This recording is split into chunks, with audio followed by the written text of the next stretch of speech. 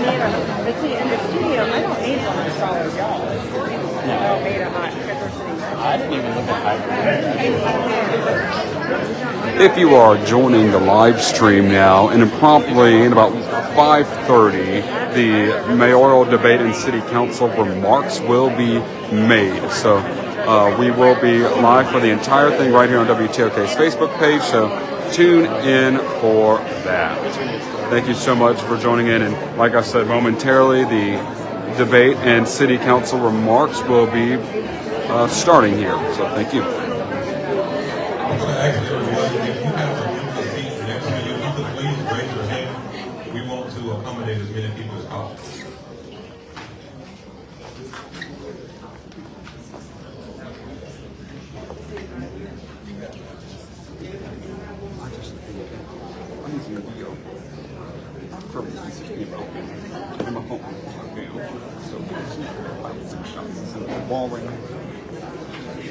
We greatly appreciate you.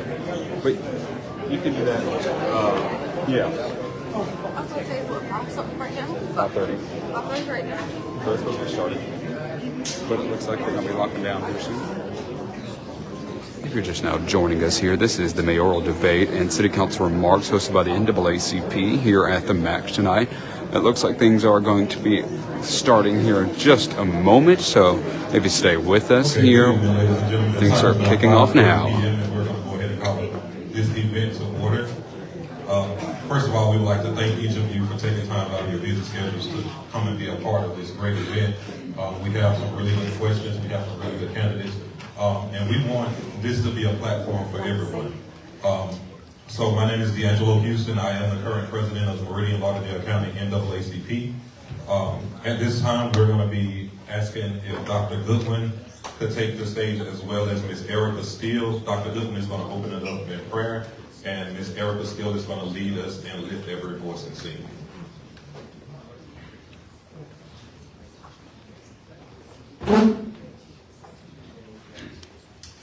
Let us pray.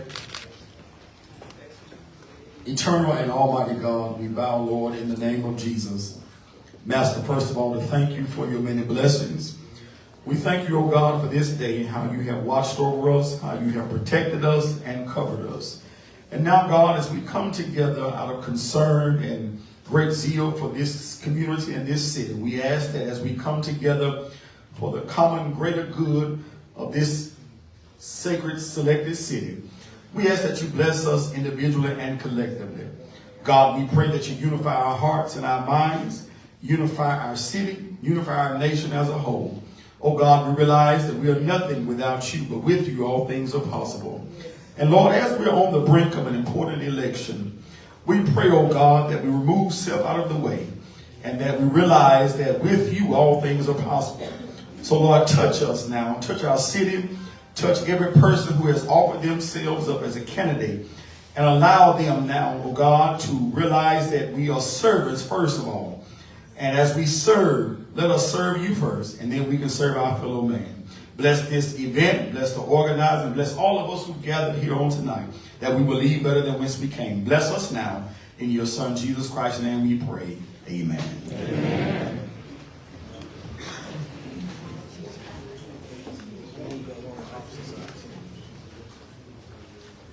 Good evening again. Everybody can stand and assist with me singing the first verse of Lift Every Voice and Sing. Lift every voice and sing till earth and heaven ring. Ring with the harmony of liberty. Let our rejoicing rise high as the leaves.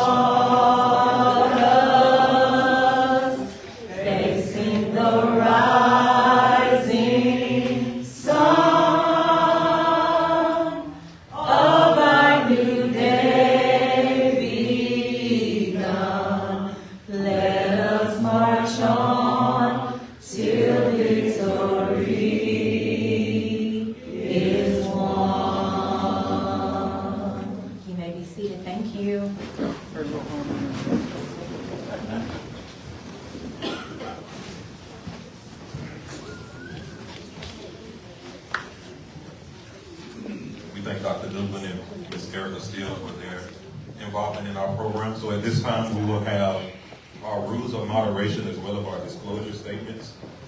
Disclosure statements. The NAACP is a nonpartisan, nonprofit civil rights organization. We do not endorse any candidate, but we create civic engagement platforms for the community to gain factual and first-hand knowledge. The MAX, or the Mississippi Arts and Entertainment Experience, affirms the freedom of expression. The views expressed by speakers and participants before, during, and after events and engagements do not represent the views of the MAX. Also, the NAACP affirms the freedom of expression. The views expressed by speakers and participants before, during, and after events do not represent the views of the National Association for the Advancement of Colored People. Rules of moderation. Each candidate will be given 90 seconds to answer questions.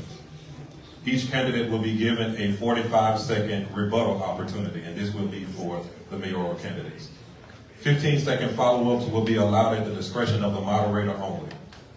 Candidates, we ask that you be respectful of the opponent's time and do not interfere or interrupt while they are speaking. And audience, we are asking you to not cheer except at this moment before we call the candidates, after the city council candidates have left the platform, and at the end of the debate. We do realize that everyone likes to applaud when we hear things that we agree with, and sometimes we like to boo when we hear things that we don't agree with. But we're asking that for order of this program and for sake of time to keep from prolonging and interfering with the candidates' time, that we hold our applause until the end. Can everyone agree with that? All right. So at this time, we're going to move forward with our city council forum. We had it scheduled a little different, but due to the time and due to the space that we have available, we're going to ask all of the city council candidates if they will please take the platform.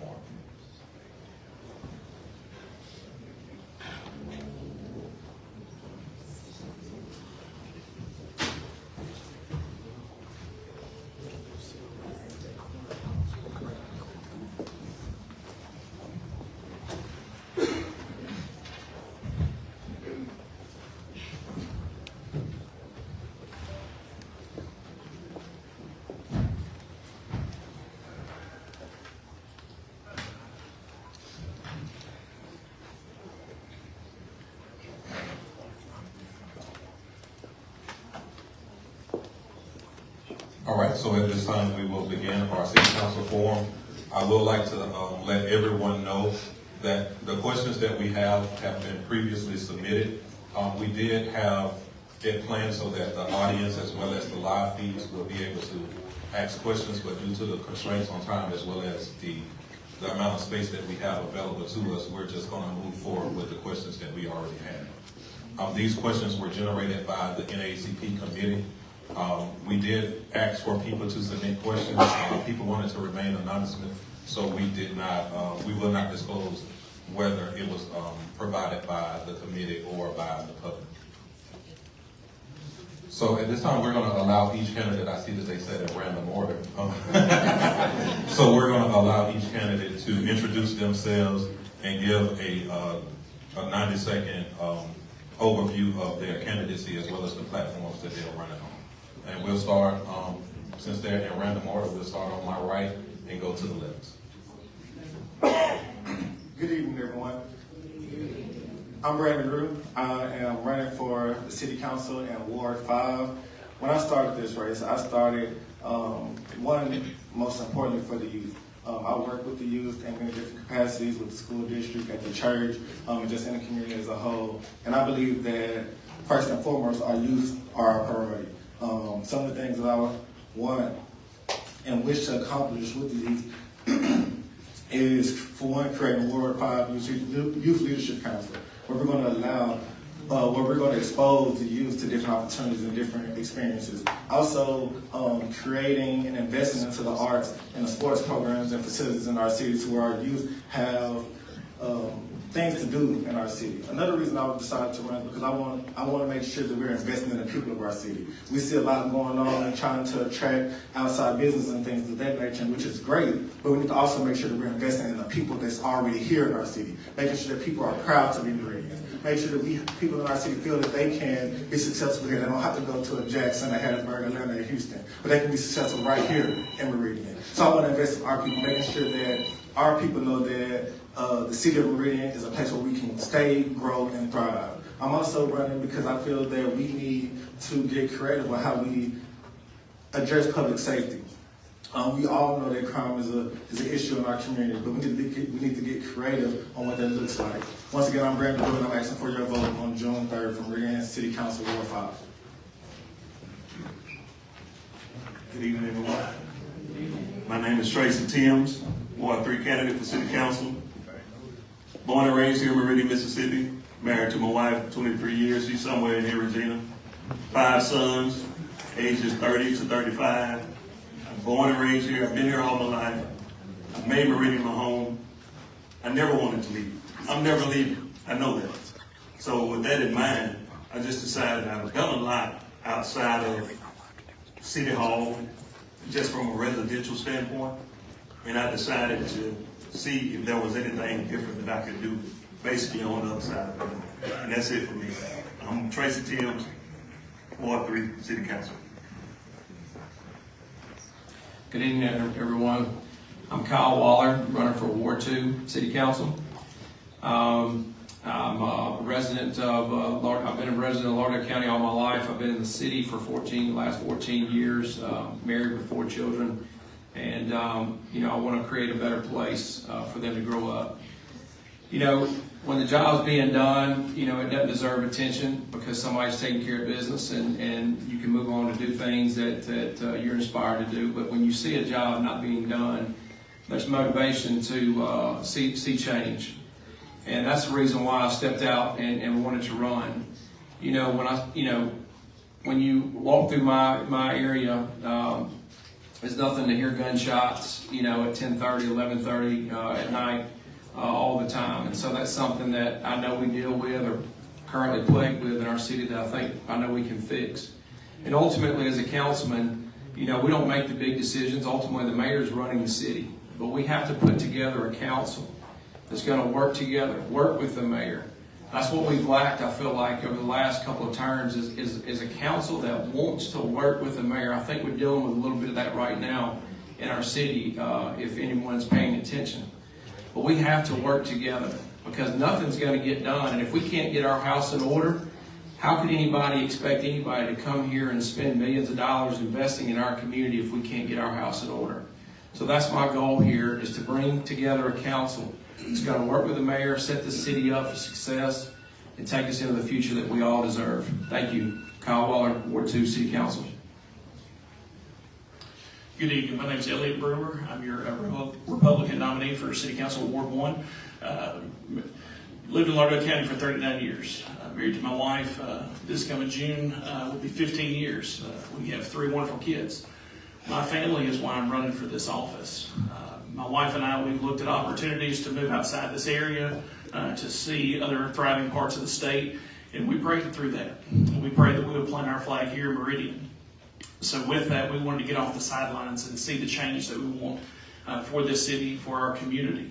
So we are pushing forward through that, and my hope is on June 3rd that I will be elected to that seat.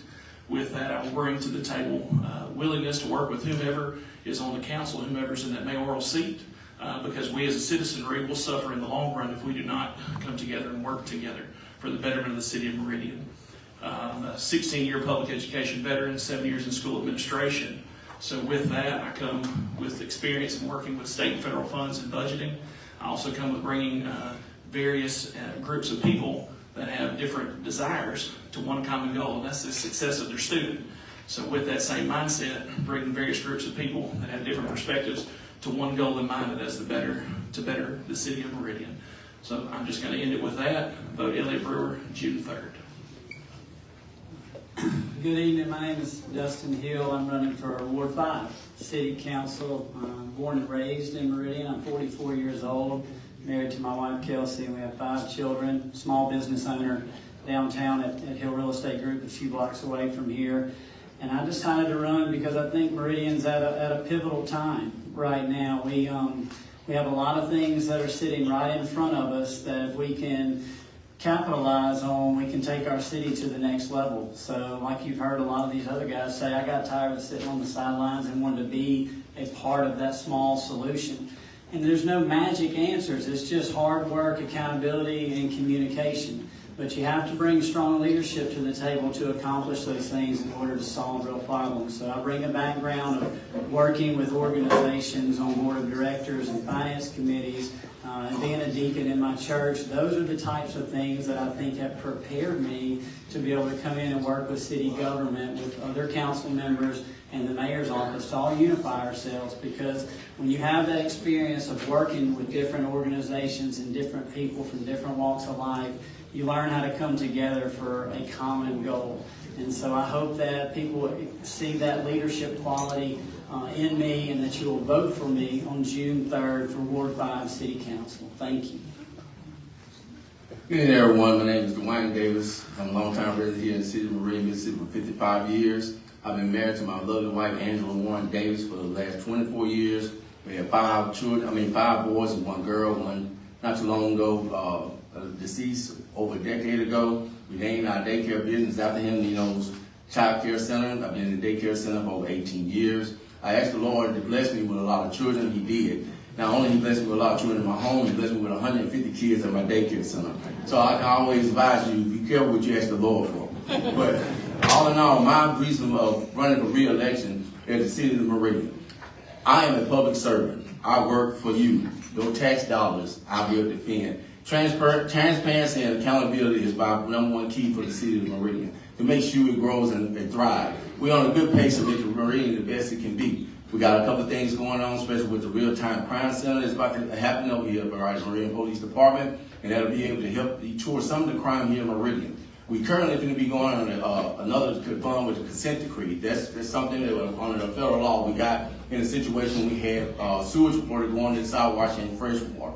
One of the reasons I want to stay on the council is to make sure that we use our taxpayer dollars the way they're supposed to. The reason why I said that, we already in a consent decree bond for $41 million, but we're paying $37 million in interest. That's a lot. There's too much to be going on in the city of Meridian. We need to be transparent to the citizens of Meridian and let them know what's going on with their tax dollars. Community development, we got a lot of investors on the east side of town. Oh man. My name is one for Ward 2 for re-election. Thank you. Good evening, everyone. My name is Rick Spells. I am running for Ward 5 councilman position. I have to ask for your apology. I have to offer you my apology for being late. I had a very timely power outage right at about 3:30. My power came on about 20 minutes ago. I don't know how I did that with this in the dark. But over the last 40 plus years, I have been engaged with community service as a minister. Actually, beyond 40 plus years, almost 50 years, in 1977, as a 19-year-old, freshly moving to this area, I walked onto the campus of West Hills and became a PE teacher. That was the 1977 version of a Jamal Roberts. During that time, I had an opportunity to meet a lot of young men that I have encountered back and forth over the years. And after that, it's kind of like I was bit by the education bug. Several years later, I returned to college because I didn't do the right thing the first time around. But I graduated MCC in 1991 and then graduated Mississippi State University in 93. And then I put in 4 years as a chemistry and physics teacher at Cape Griffin Junior High School. After that, I continued community service in terms of ministry. We built a facility that is only 18% sanctuary, 82% community development, classrooms, gymnasium, and other things that are all about reaching people outside of the Sunday morning space. All right, that's your time, Mr. Spells. Thank you. You're welcome. So, ladies and gentlemen, I will give you the opportunity to applaud because I skipped over that last time. So, if you want to applaud, this is your time to do so.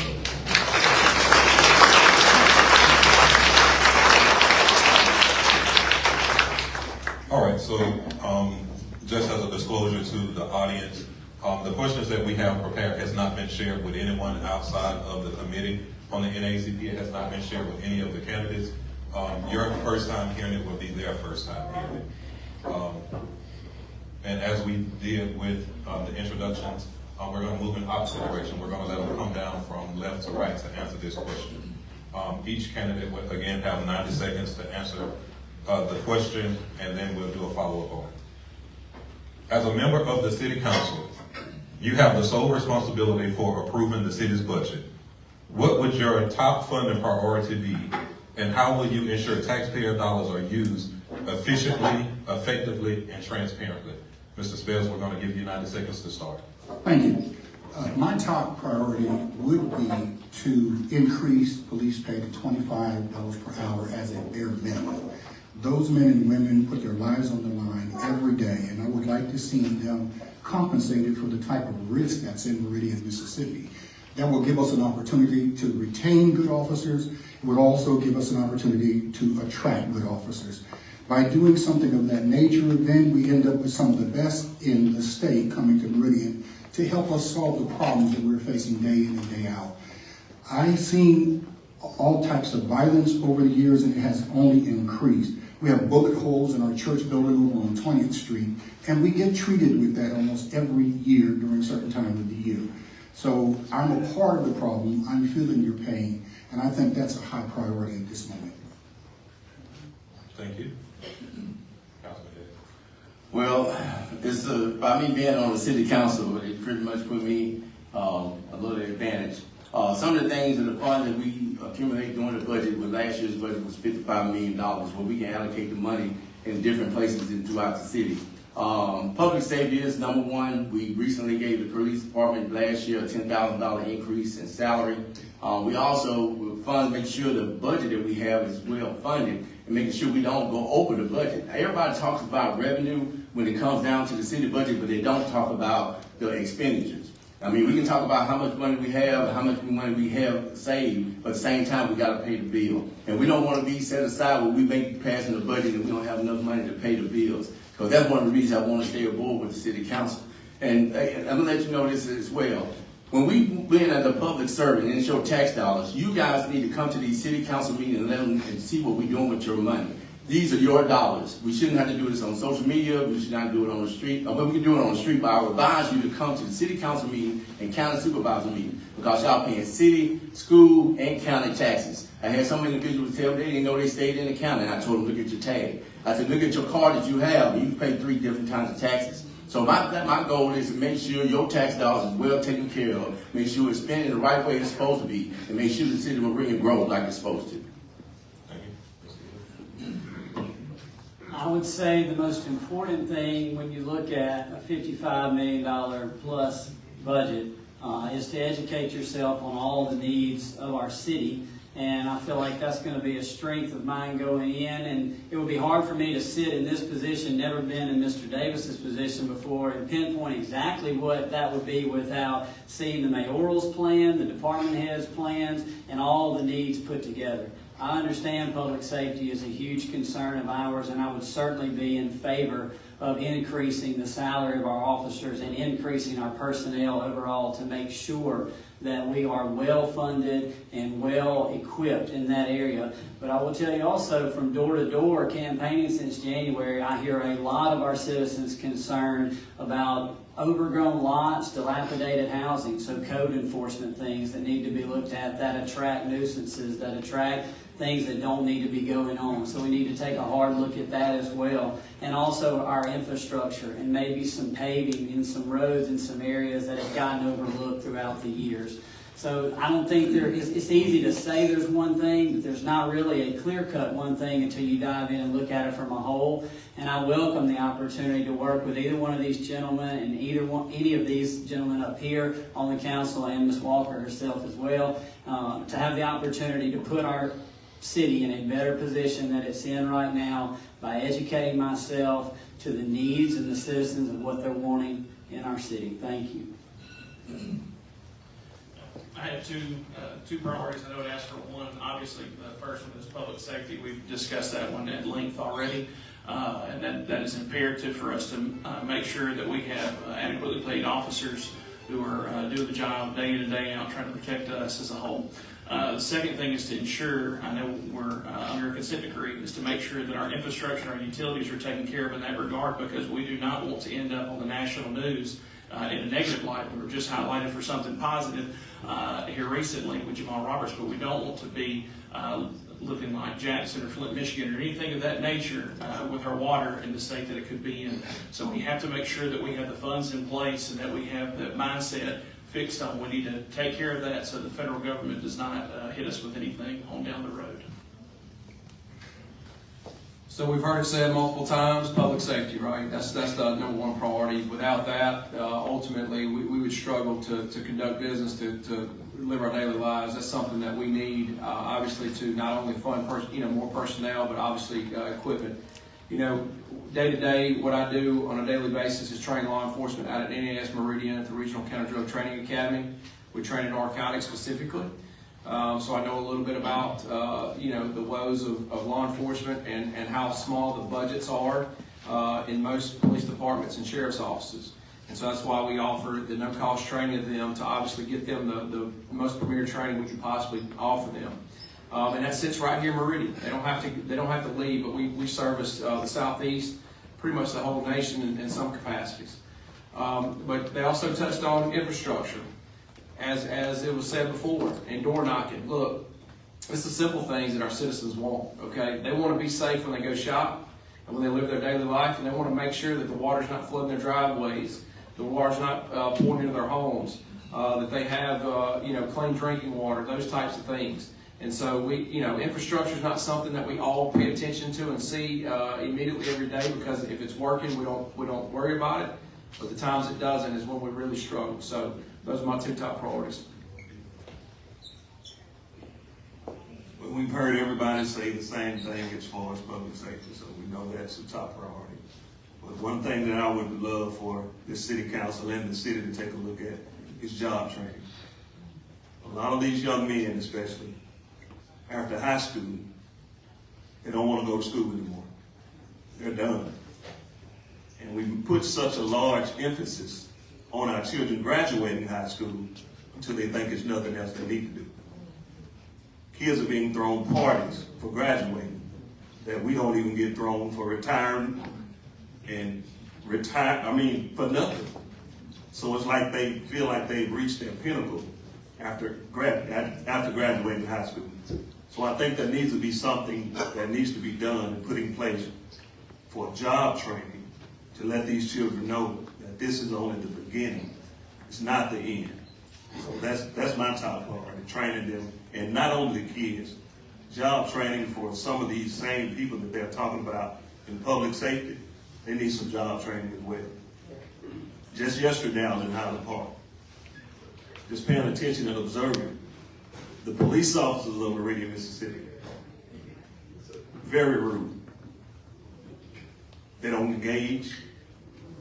They are antisocial, and they need some job training. So it's not just the children. I witnessed this myself. I actually had a police officer job training.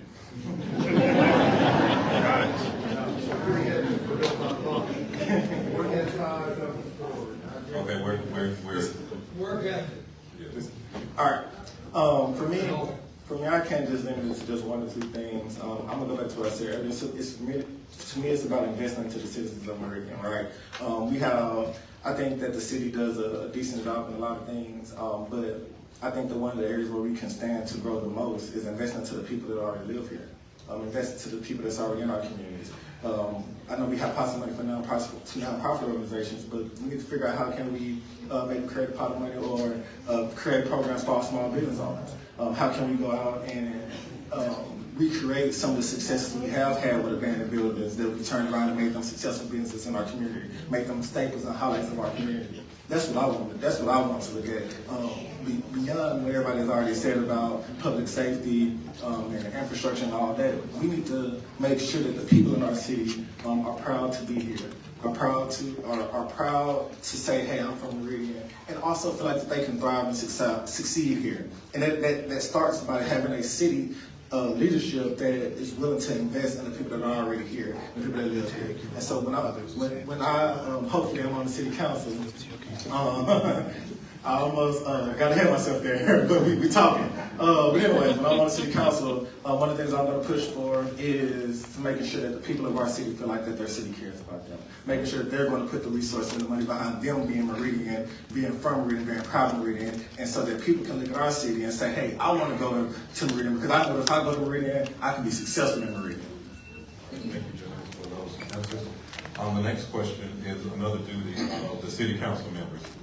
As city council members, you also work as an oversight committee for the executive committee. The city council must work with the mayor, but also serve as checks and balances on power. How would you approach collaborations with the mayor's office while maintaining independence and oversight? This question will start with number 5, Mr. Hill. So I touched on it a little bit earlier.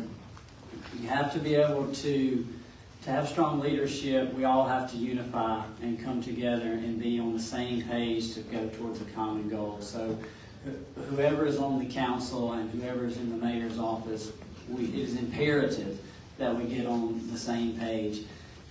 It is also imperative to communicate the plan that the mayor has with your citizens and their concerns, and make sure that you're matching up what their goal is with the goal of the constituents that they want you to provide as the city council.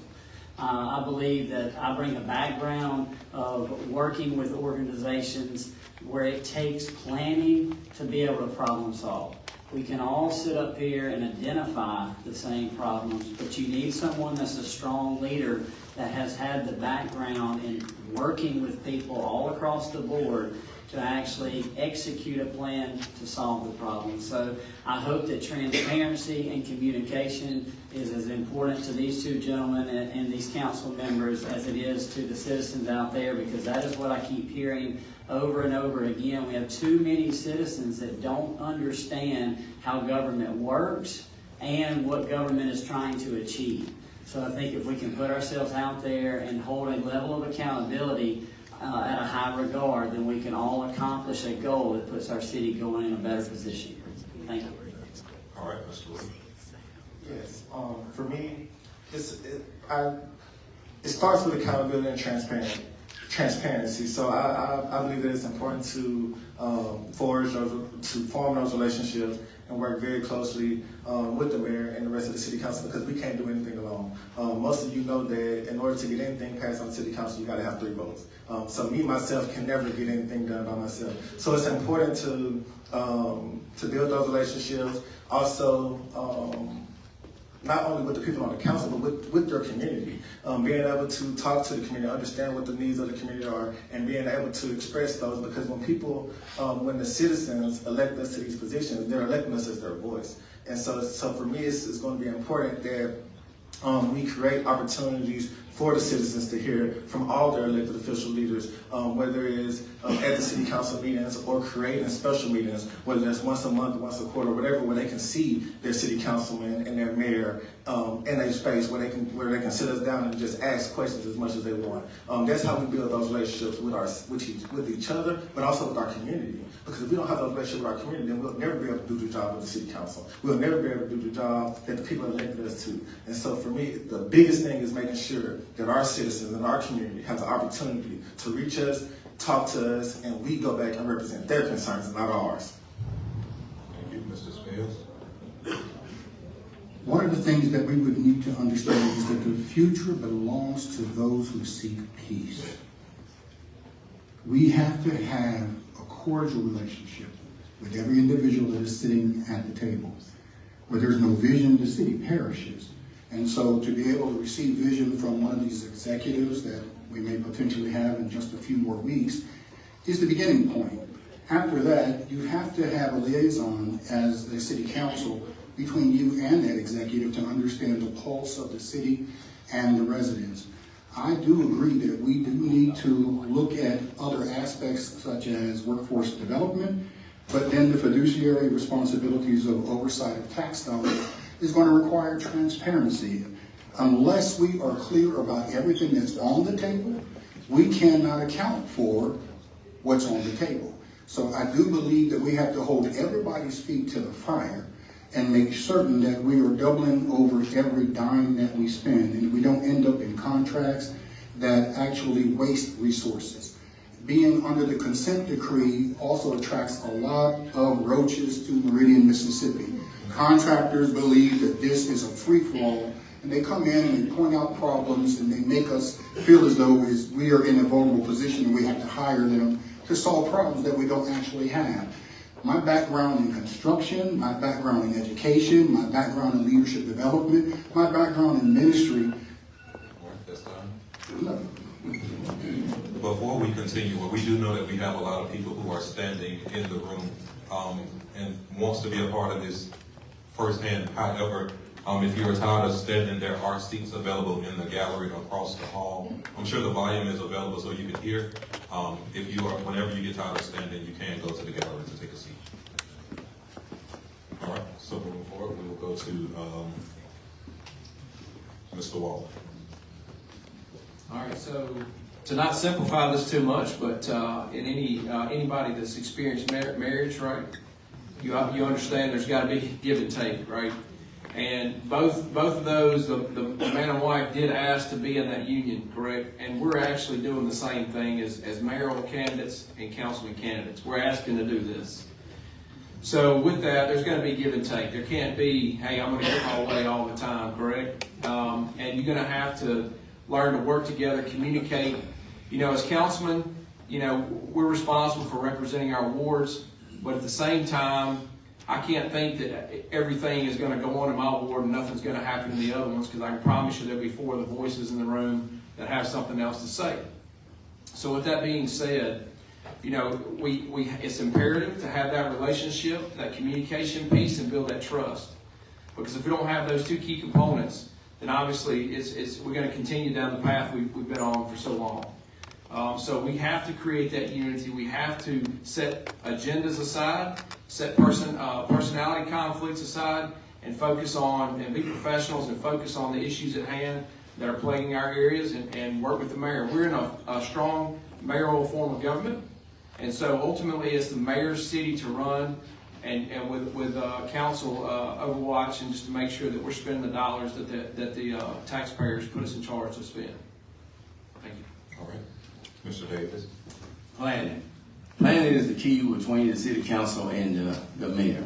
If we don't have a plan, we don't have anything. If we go up there shooting from the hip, we just shoot from the hip. We won't even get anywhere doing that. One of the most important things when it comes down to planning is making sure the budget is in on time like it's supposed to be.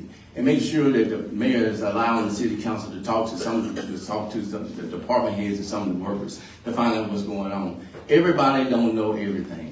That's the reason why we have a chance to talk to everyone that's dealing with this, that work with the city, because they are citizens too. You gotta understand, they're taxpayers as well. So my thing is, planning is a big thing, and training, as they elaborate, is a big thing that happens here in the city of Meridian as well. Because like I said, I go back to the Meridian Police Department. Some of the Meridian police officers left, not because of money, they left because of leadership and training. And that's one of the most important things here in Meridian. And that when they left Meridian Police Department, they went to the Sheriff Department making less money. So it can't be all about the money. It's all about the leadership. Leadership is the main goal.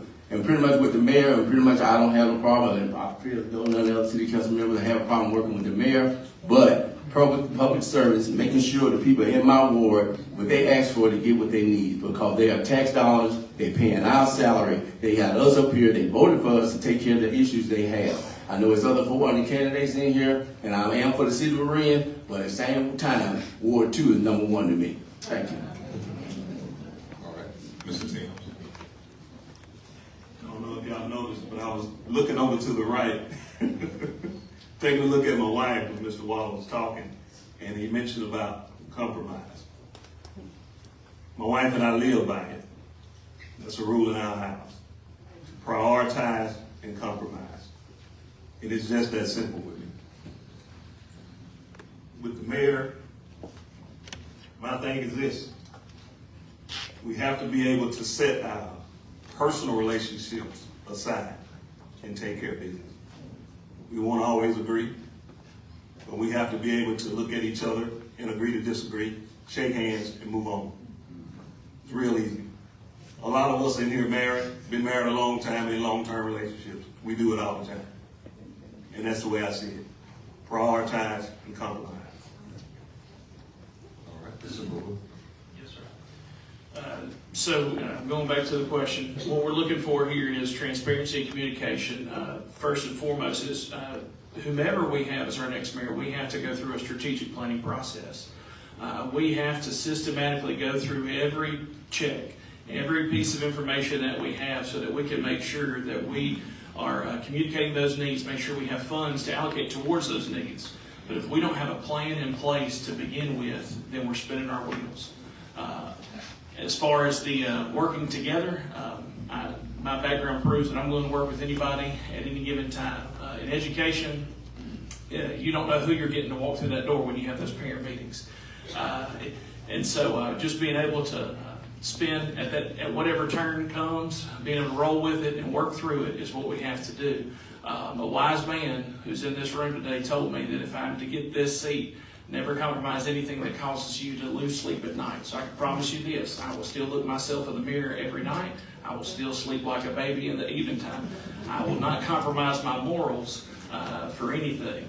So just keeping with that mindset, we are supposed to compromise with one another. We will need to come to the table for each other at different points in time, but we have to work together, we have to compromise, and we have to be transparent and communicate with one another. But we cannot do any of that without a strategic plan in place. So first and foremost is we have to get that taken care of from a city standpoint. Thank you. All right, as a follow-up to that question, when it comes to oversight and balancing the power, we all heard that you guys want transparency and work together with the mayor on their plan. However, what if a disagreement between the council and the mayor arise? How would you handle that conflict, and how would you discuss it with the public? We have about 14 minutes left in this segment, so we're going to start on my right and go to the left, and then we'll give you a minute to close out. Yeah, for me, no matter who's the mayor, no matter who else is on the council, for me it's going to always be about what's best for the city of Meridian and what's best for the citizens of the city of Meridian. It really does. It really gets no simpler than that. It's always going to be about what's best for the city and what's best for the citizens. When we look at disagreements and we look at different views, we gotta just always go back to the fundamental principle. Is this what's good for our city? I know that they're going to be, when you have 5 different people on the council and then the 6th person with the mayor, that's a lot of different personalities, that's a lot of different mindsets, and that's a lot of different visions. And it's not our job. We're never going to be just this one unified body where we're just agreeing on everything. But as long as we're all going in with the heart and the mindset that we're going to do what's best for our city and what's best for the people of our city, then we can never go wrong. And that's what's going to always be on my mind and my heart as I'm making decisions in the city council.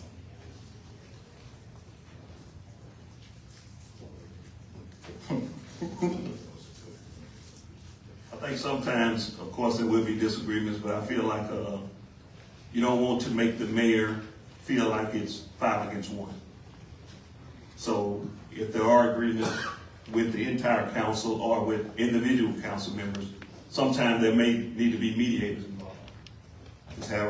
We have a city attorney or a witness to a conversation and allow somebody else in the room as a witness and let that witness voice their opinion, and basically just somebody other than the council and the mayor may need to be present during some conversations and just leave it in the room, make your decision, and move forward. So the one thing that I think we all can agree on is, when you have a disagreement, to put it on display in front of the entire world is not the way to handle it. I think we have to have a united front. And we, there's going to be some hard conversations. That's going to happen.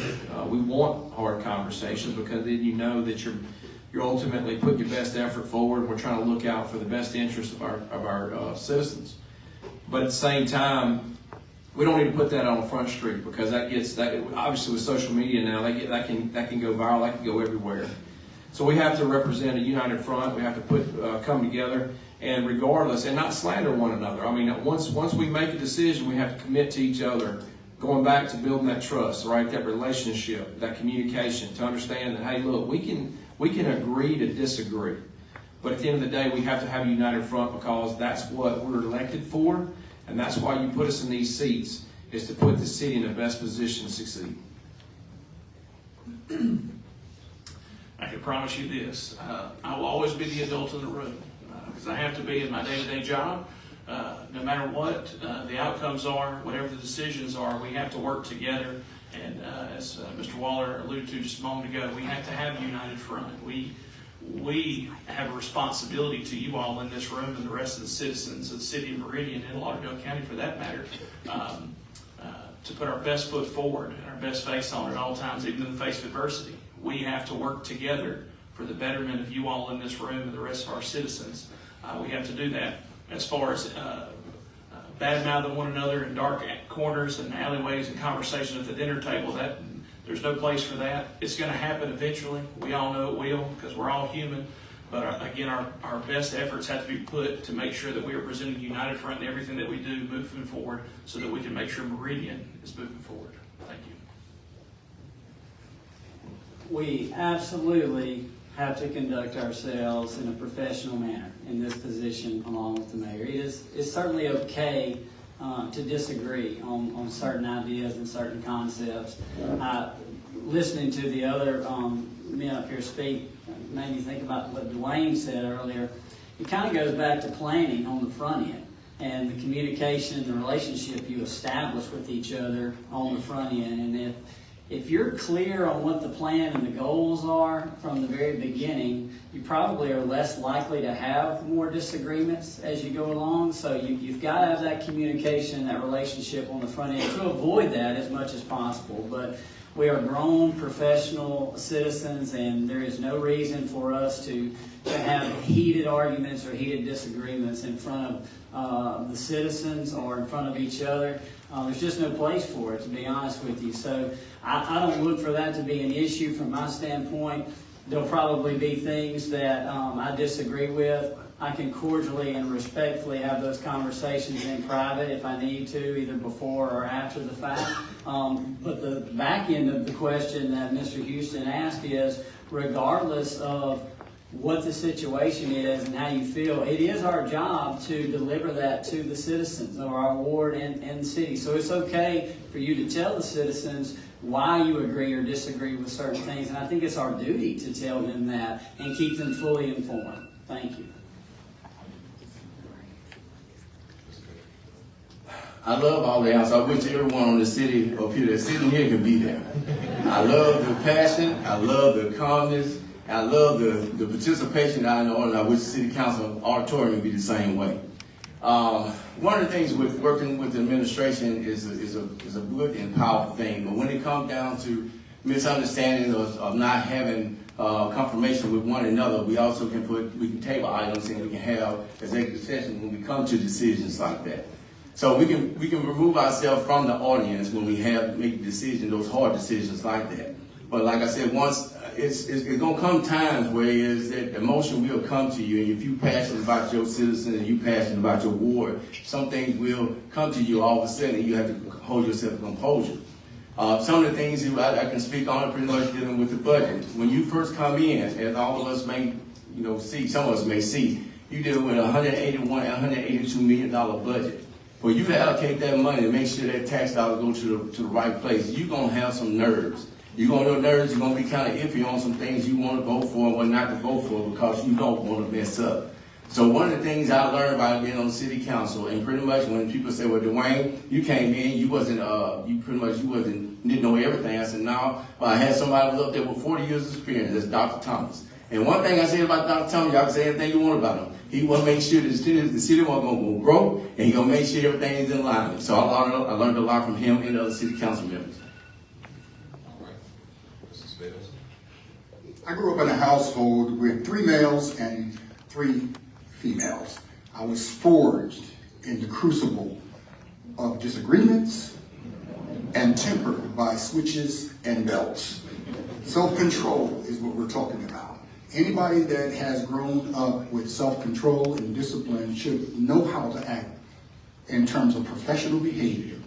What is appropriate in private, what is appropriate in public.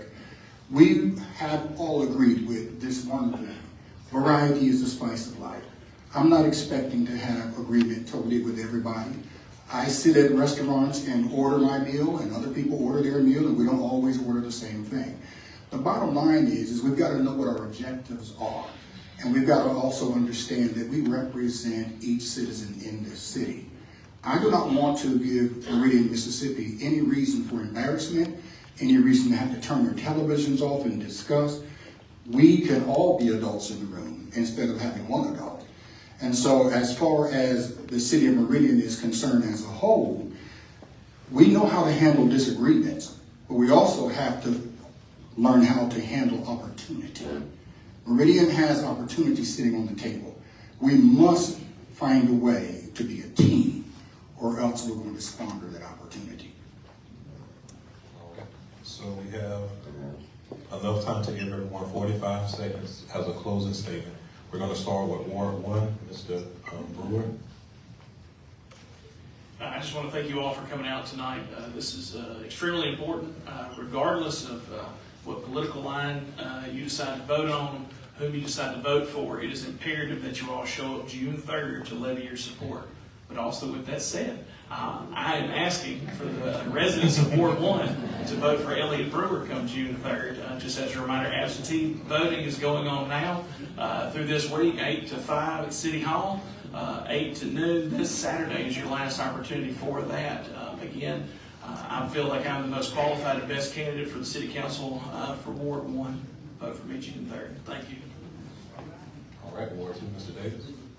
Ask questions. If one of these candidates, even myself, come to your door and knock on that door, ask them what they're going to do for you. Don't just sit there and just go along to get along. The same, they pretty much as a politician, so to speak, they say I am. They used to saying certain things to just get your attention. If they then can't answer your question or if you can provide you with any kind of information that you need, they don't need to be up here. That's why you need to stay focused on you. You the taxpayers. You the one paying us. You the one making city run. It's not the city council. We're public service. We work for you. You do not work for us. We're not no any kind of God. We are here for you. Any ways can. Any ways about it. I care about Ward 2. I care about the city of Meridian as a whole because it's me. I stay here. I got business here. I pay taxes here. So vote for me on June 3rd, Tuesday, June 3rd, 2025, Ward 2 City Council. Thank you. All right, Mr. Waller. So we have a great opportunity in front of us. I think in recent history, this is probably the most excitement I've seen around an election in a long time. And I think that's a product of what we've seen in the past. I think it's time everybody's ready to turn the page. Everybody ready to move forward. And I'm asking for your vote on June 3rd for Waller for Ward 2. I appreciate y'all being here. Thank y'all. I keep forgetting that my opponent is not here. But in every organization, in every family, in every business, you need 3 things. You need a hunter, a skinner, and a cook. In this situation, those are the hunters. They go out and seek the opportunities for us. We are the skinners. We do the research, we get the data, analyze it, and pass it on to the cooks, which are the department heads and their assistants. Last but not least, we have the people that we serve, you all. So if we can work collectively as hunters, skinners, and cooks, we should be okay. Tracy Timms, June 3rd, Ward 3 City Council. All right, Mr. Ruth. On June 3rd, every citizen of Meridian, Mississippi has an opportunity to shape the future of our city. It shouldn't be about party lines. It shouldn't be about popularity. It should be about who represents closely the closest to your vision for our city. So I ask that everybody in this room make a plan to vote. Talk to your friends and family, have them make a plan to vote. And when you're making that plan to vote, vote for the person, make that plan to vote for the person who shares your interest the most, who represents more of what you believe the vision of our city should be. And with that being said, I ask that on June 3rd, you vote for me, Brandon Rue, for Meridian City Council, Ward 5. Thank you. All right, Mr. Hill. Thank you all again for allowing us this opportunity, and thank you for the great turnout. This is the best forum that we've been to, even before the primary and now, so I appreciate the NAACP for having us. I would be honored to have your vote next Tuesday on June the 3rd.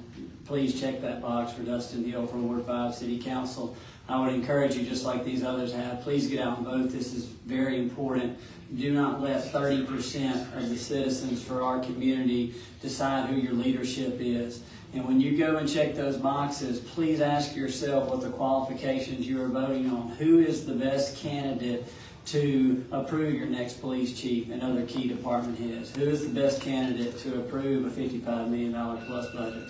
I believe I've put myself in a position to do that, and I'll be honored to have it. Thank you so much. All right, Mrs. Spells.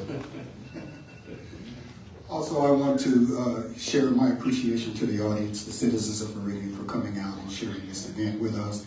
It has not been the best conditions, but you have toughed your way through because of your concerns. I, too, am very concerned as well. I do believe that we are in a great position. We have all types of assets within this city that can be grown and they can be developed. I have a background in so many areas, including going through Leadership Lauderdale. So many of the graduates are in the office today.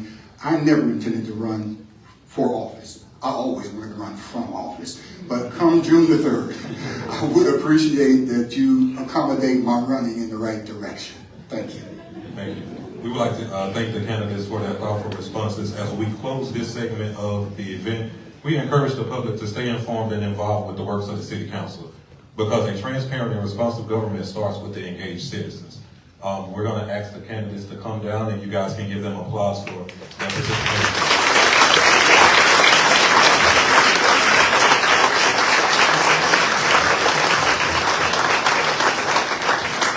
At this time, we're going to take a 5-minute break to get the platform set up for the mayoral candidates. While we are in this break, they have added sound to the gallery to our right. So if you want to sit down, you can sit down with audio and still hear everything that's going on. Thank you. So you just heard from all of the city council candidates, minus Ms. Henson for Ward 3, as well as Tyrone Johnson for Ward 1. The crowd today has been incredible. This room is full, but we are about to hear from mayoral candidates Percy Bland as well as Jimmy Copeland. So stay tuned with us right here. Like the moderator stated, they are maneuvering the platforms so that the candidates can speak. But we just heard great speeches from all of the candidates from the city council. They gave their opinions on matters of the city.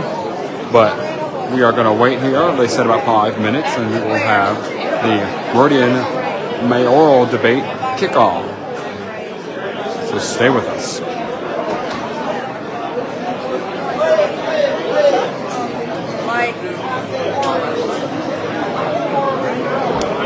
I ran over and I got it today. And then they gave me discount because I couldn't charge $25.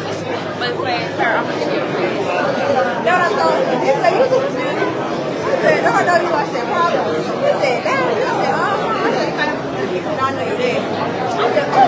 And if you still want to make it out to the max, they've got 2 seating areas. You've got this room, which is now standing room only, but they also have the room behind us with plenty of seating, as well as a screen put down with audio so you are able to hear what's going on. You can see the Max is preparing for the next portion of tonight's event, which is the mayoral debate that is going to be hosted by the NAACP and moderated by the NAACP. They have got questions that the mayoral candidates have not gotten pre-debate here, so they're going to be both speaking on the matters in which they are going to be asked upon, and they will not know what they are beforehand. So stick with us here. This next session is supposed to last an hour, so if you could stick with us here for an hour, that'd be great.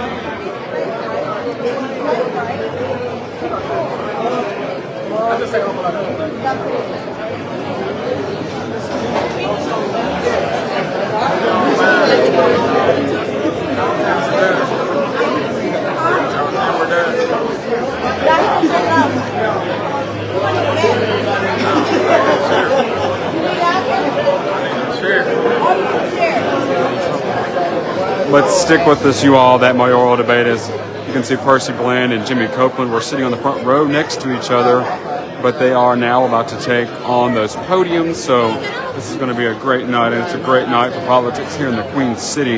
It's a big night here at the Max. The room is not only getting louder, but also more full as residents throughout the city have come in. So great night here. It's exciting to hear all candidates' opinions on matters, and it's a great night for the residents to come out and hear what the city representatives and what these people would like to do for the city of Meridian. So for Ward 1, that's that question being prompted. Ward 1, we've got Tyrone Johnson on one ticket and Elliott Brewer on the other. Elliott Brewer is the Republican and Tyrone Johnson is the Democrat for Ward 1.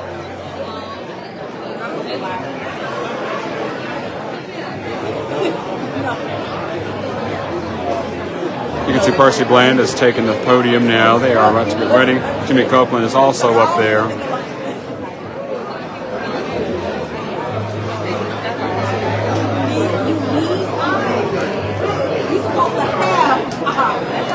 Like we said, the mayoral debate is kicking off here in probably 1 or 2 minutes. It looks like our moderator, Mr. Houston, is taking the stage to get everybody kind of seated. We will move the camera here just a second so you can see both candidates. Sorry for the movement.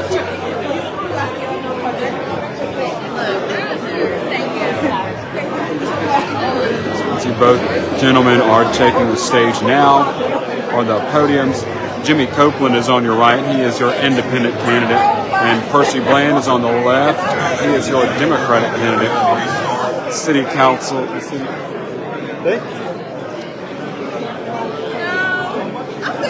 Miss Turner just brought me a water. The First Lady of the Meridian Housing Authority, Ron Turner's wife, just brought me a bottle of water, which is very nice of her. Thank you, Miss Turner. All right, we're going to give everyone 2 minutes to take their seats. And also, while we're getting ready to restart. Hello?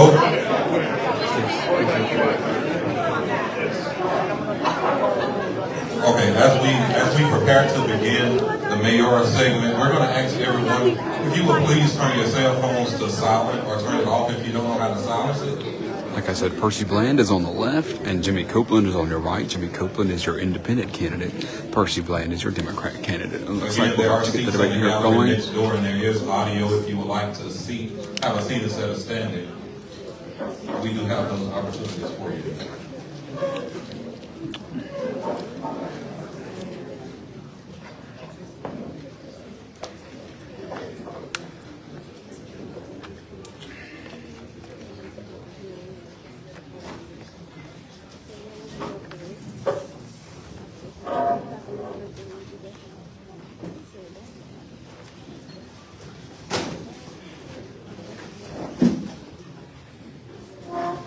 All right, we're going to go ahead and restart. I will read the disclosure statements again. The NAACP is a nonpartisan, nonprofit civil rights organization. We do not endorse or support any candidate, but we create civic engagement opportunities and platforms for the citizens and the community to gain factual, first-hand information. The MAX affirms the freedom of expression. Views expressed by the speakers, participants, before, during, and after events and engagements do not represent the views of the MAX. Also, the NAACP affirms the freedom of expression. The views expressed by the speakers and participants before, during, and after events and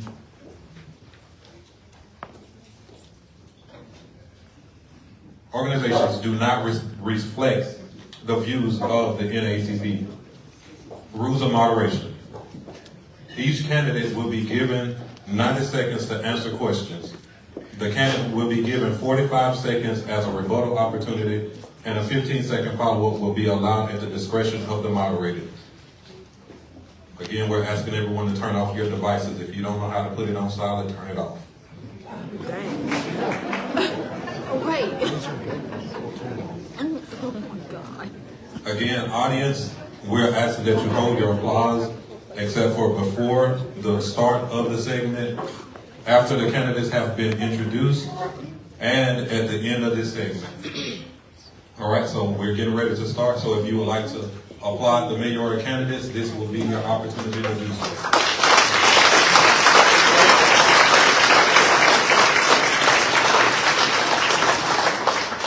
All right, mayoral candidates, we have Mr. Percy Bland, who's representing the Democratic Party for election here in Meridian, Mississippi, as well as independent candidate Mr. Jimmy Copeland. Candidates, we're going to give you 2 minutes as an opening to introduce yourselves. If y'all don't know who these people are by now, I'm just going to say that. So we're going to start 2 minutes, Mr. Bland, and follow up with Mr. Copeland. Good evening, everyone. Good evening. Of course, my name is Percy Bland. I'm your Democratic mayoral candidate. I've been in this city for 22 years. I've been self-employed, ran a business with State Farm Insurance Agency. I'm married. My wife is Deidre Bland. We have 2 kids, Perrin and Demia. Demia is in grad school at Marquette and Perrin is at undergrad at Troy. I have been fully entrenched in this community from the day I got here. I have served in so many capacities, working with youth, doing all types of things to improve this community. I came to this city after I finished college at Xavier. I was on a full basketball scholarship at Xavier University where I finished in chemistry. I went on to get my master's in public health at USM. And I came to this city because I had the opportunity to run my own business. But in doing that, the thing about this city is it has so much opportunity. And me, as a person that was an athlete, I first went to the youth. I first engaged myself with the things that were going on with families and with youth. And that's why I'm up here today. I'm up here because the 18 to 20 years that I've been here, I have done the things that it takes, the prerequisite it takes to sit in the seat, to be a mayor, and to understand the issues that it takes to lead. There's going to be a lot of talk tonight between myself and the other person running for mayor. But the bottom line of it is, I've been here, I've been engaged, you know me, you know who I am, you know what I stand for, and you know what I stand on. And the things that matter to this city as we move forward, you need someone who has the experience and the toughness and the grit to get us from where we are to where we need to be. And that is who I am. And I'm Percy Bland. I'm running for mayor.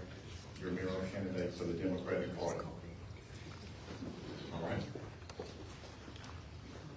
Mr. Copeland. Good evening, everyone. And thank you to the NAACP for holding this debate tonight. And as was said earlier, the forum that you had a few months ago was excellent as well. We thank you for that. My name is Jimmy Copeland, your independent candidate for mayor.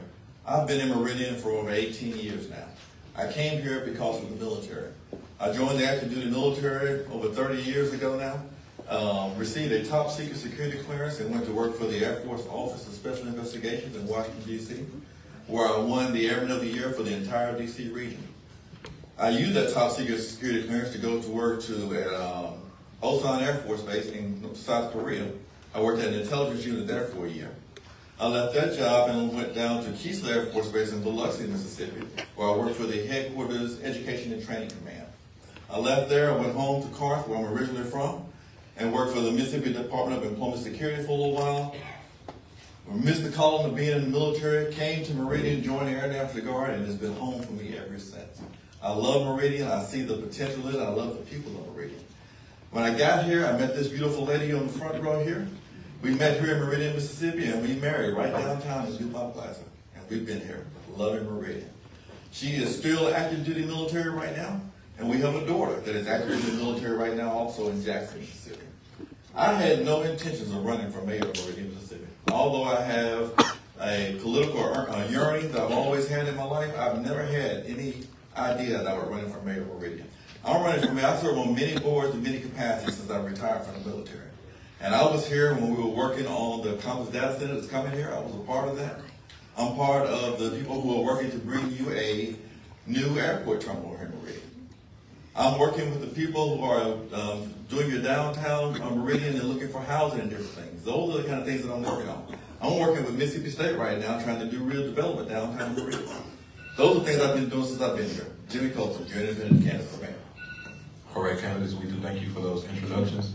In this segment, we have 6 topics that we will have the candidates to debate. The topics have been shared with the candidates, however, no questions have been shared. So the topics that we will be discussing tonight will be infrastructure and housing, crime and safety, youth engagement, administration priorities, and transparency, as well as economic development.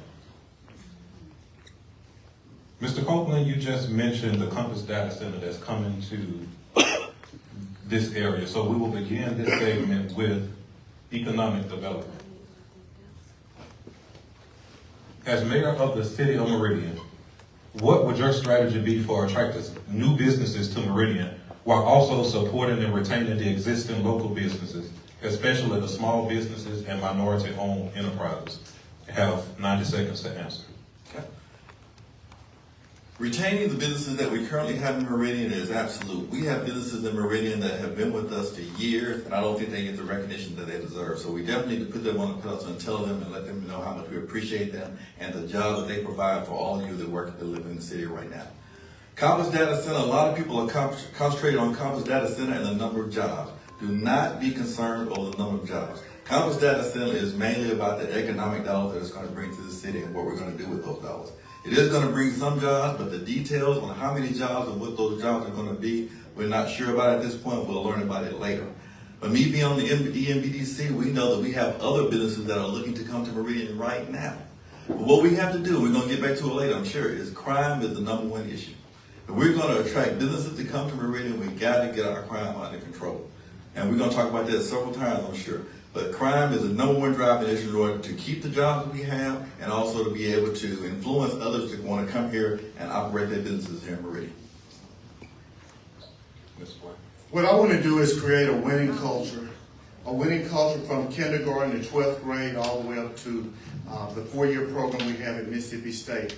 We have a great opportunity with our Meridian Public School District and with our Meridian Community College to create an environment that our kids, our youth, and our people have the job skills needed to create the type of new opportunities that we can create here.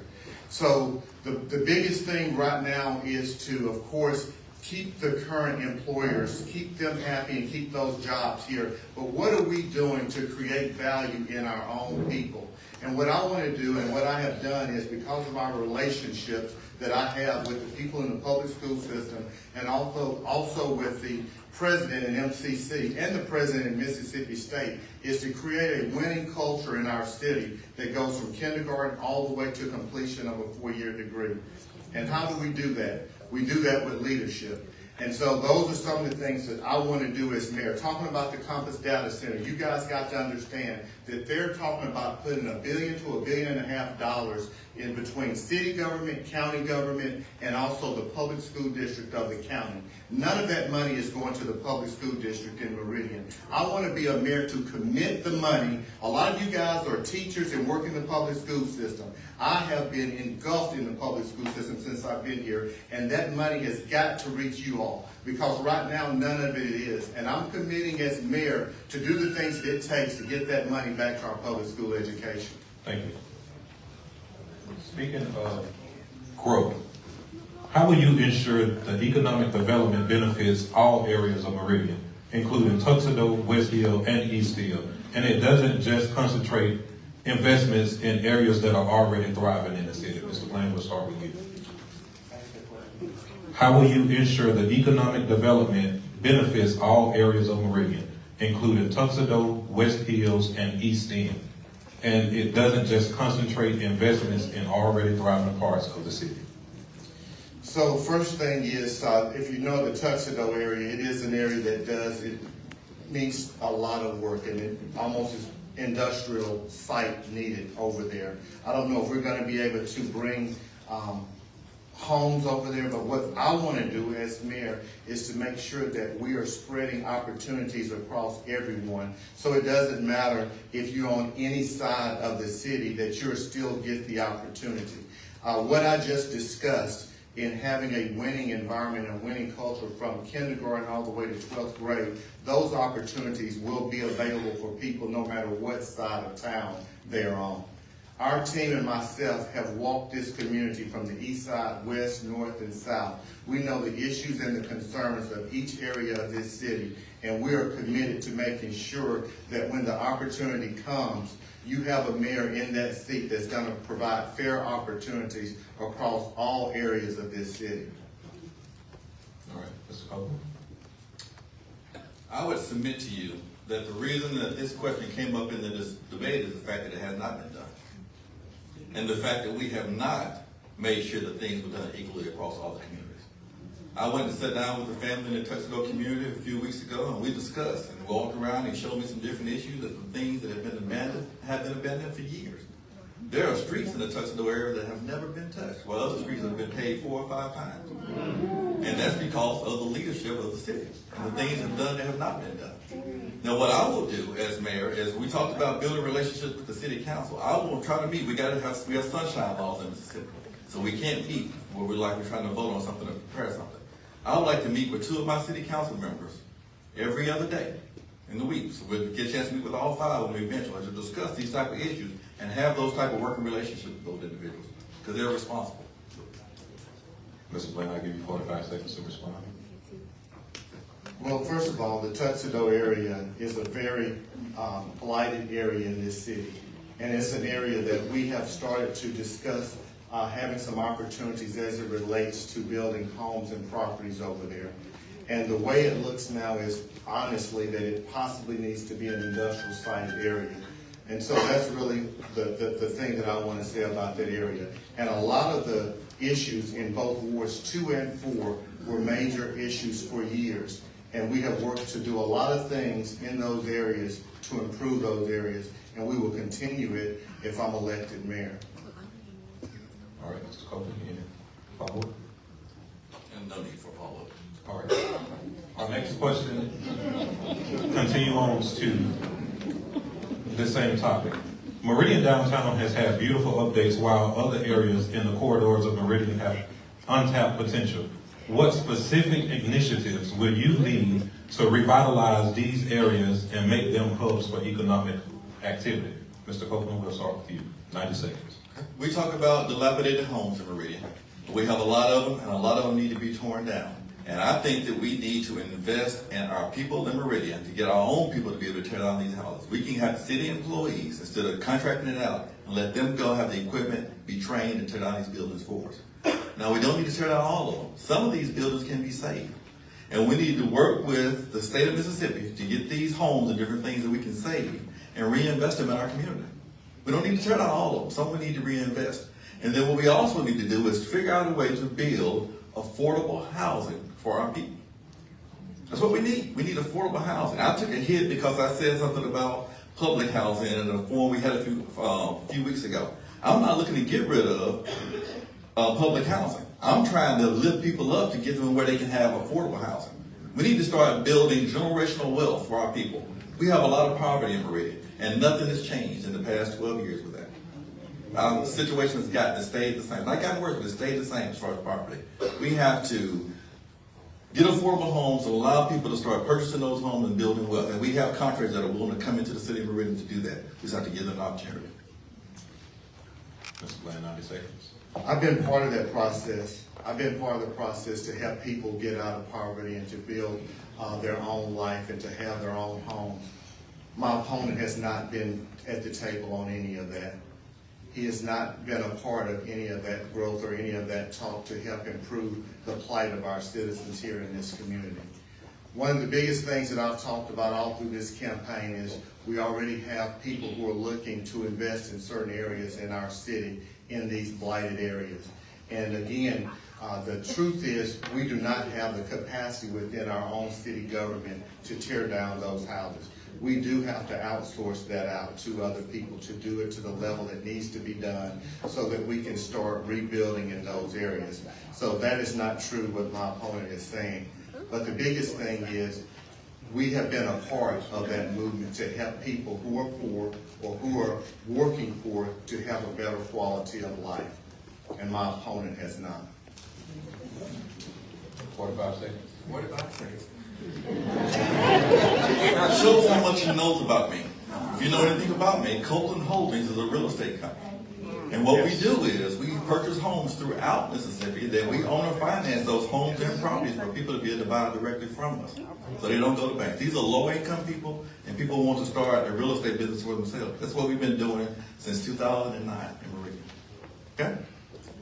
I'm just going to leave it at that. All right. Mr. Lane, 15 seconds. All right. So you guys have actually moved us to our next segment, which is infrastructure and housing. Affordable housing in Meridian. Meridian has seen both population decline as well as economic challenges. What concrete steps will you take to ensure affordable housing is available for working families while also revitalizing neglected neighborhoods without displacing those current residents? We'll start with you, Mr. Grant. Well, first of all, I'll work with the city council to put a plan together to make sure that we have the funding and the opportunity and a program that we can provide those services to those families. And again, Mr. Turner is here in the audience. We will also, continue to be a partner with Meridian Housing Authority to find solutions so that we can have the relationship and the funding from the city to make those things possible. The other part of that is, again, as I said, to have the investors that are going to come in and also provide opportunities by being able to build those houses for affordable prices and also working with the banks. One of the things when I left office, we had a program that I want to resurrect, which is working with the banks so that we have the appraisals in position so that we can fit the way the construction is done to the appraisal so that a person can actually be afforded that home opportunity. And that's what I plan to do as mayor. All right, Mr. Copeland, 90 seconds. I agree with Mr. Bland. Working with the banks and the realtors to provide that type of funding is absolutely imperative. Last summer, I worked with the Meridian Main Street program. We had people come in and we walked around and toured Meridian. And we looked at the different opportunities of where things could be placed, what we could do downtown as far as housing, out in the community, what could be stores, different things. We've already worked on this. We're already developing a plan with Meridian Main Street in order to be able to do this. So what we need to do is to continue working on that plan, bring those people around the table, and make sure it actually happens. The thing with government, we all know government is slow. We are absolutely, and we know that. But we have to take that step forward to get moving. That's the point. You can't give up on it. You have to keep moving, keep investing, keep working toward that goal. So we're already working on it. The Meridian Main Street, that's what I've been doing the past few years. Even though my opponent think I haven't been here doing that, that's what we've been working on. Just because I don't publicize everything on Facebook doesn't mean that's not happening. Oh my God. We're going to ask your audience to come to your applause and your comments. Mr. Bailey, we're going to give you 15 seconds to respond. Well then. I don't have to respond. You guys haven't seen, he hasn't been walking your streets in the last 18 years. So, it's just talk. The person who's been walking these areas and dealing with the problems of this community is sitting right here in front of you. So, Can we stay? All right, so we're going to move to our next question on the infrastructure and housing. Aging infrastructure and city services. From hot-hole ridden streets to aging water lines, Meridian's infrastructure needs a significant upgrade. What is your plan to modernize these systems, and how will you secure the funding without overburdening the taxpayers? Mr. Glenn, we're going to give you 90 seconds. First of all, we're up under $125, $140 million consent decree that we possibly about to go into the next part of funding for. It's a lot of work to be done. We have aged infrastructure in this city. It's an old city with a lot of issues underguarding up under the ground. We have got to work with the city council. We've got to work with our financial planners to put a plan together so that when we do pay for the financing of that bond, we do not spend as much as we need to on the interest rates. That's all we can do, but the work has got to be done. And we did that in a way so that our water bills do not skyrocket. But so many mayors before I became mayor kicked this can down the road and didn't deal with it, that I had to deal with it. And it was a 20-year plan, and really they gave us the opportunity because of how poor our city was, that they didn't come in immediately and hit us over the head with $2 and $3 and $4 million fines that we would have to pay. So that took a lot of leadership, and it took a plan. And so I'll work with the city council and to make sure that we continue that plan without burdening you guys being taxed so much on the interest rates. All right, Mr. Copeland, 90 seconds. Yes, I agree. It was unfortunate that we had to have the federal government come in and tell us to upgrade our facilities, but I'm glad that it happened, and it's a good thing. We're moving forward. Pretty soon we'll have all of the things that we need and infrastructure in place. That's when it's such a critical time for Meridian to get ready to move, because we're getting all the things in place. Our streets have been paved. Our infrastructure is being upgraded. It's a great thing. When we finally get those tax dollars that we're hoping to get, we're planning to get it from the Compass Data Center, then we need to make sure we pay down these bonds. Debt is not the way to do anything. We need to finance everything as much as possible in our city budget every year. And that's why I'll be working with the city council to make sure we do.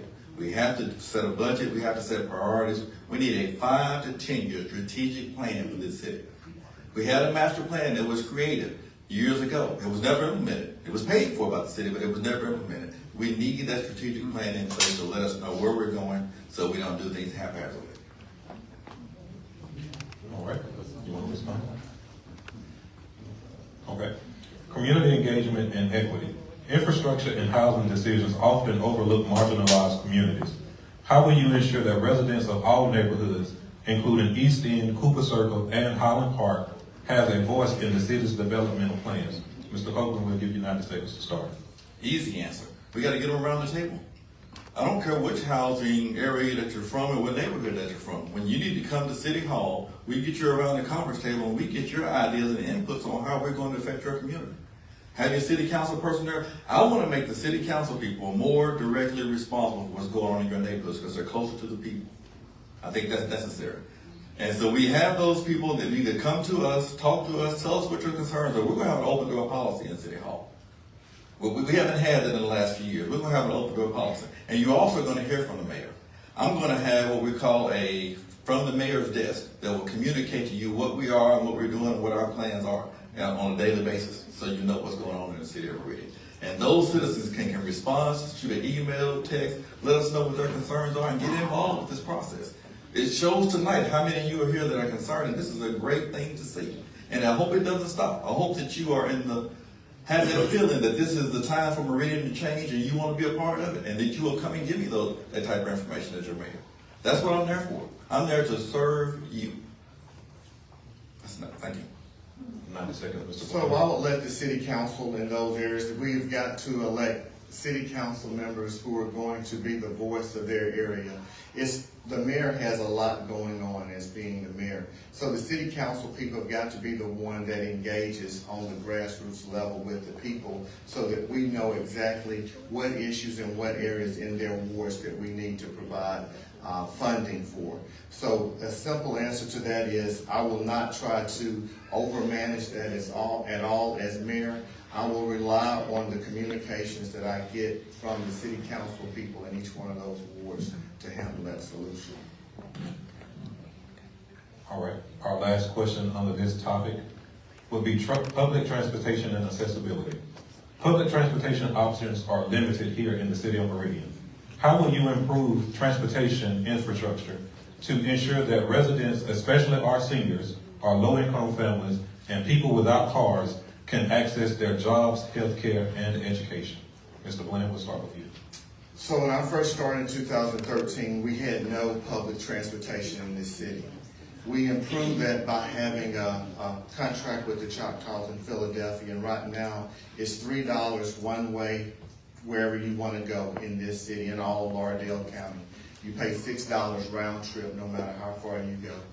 And one thing that I want to do, if we're having any issues with that contract, is to go back to the table and to find out what the issues are.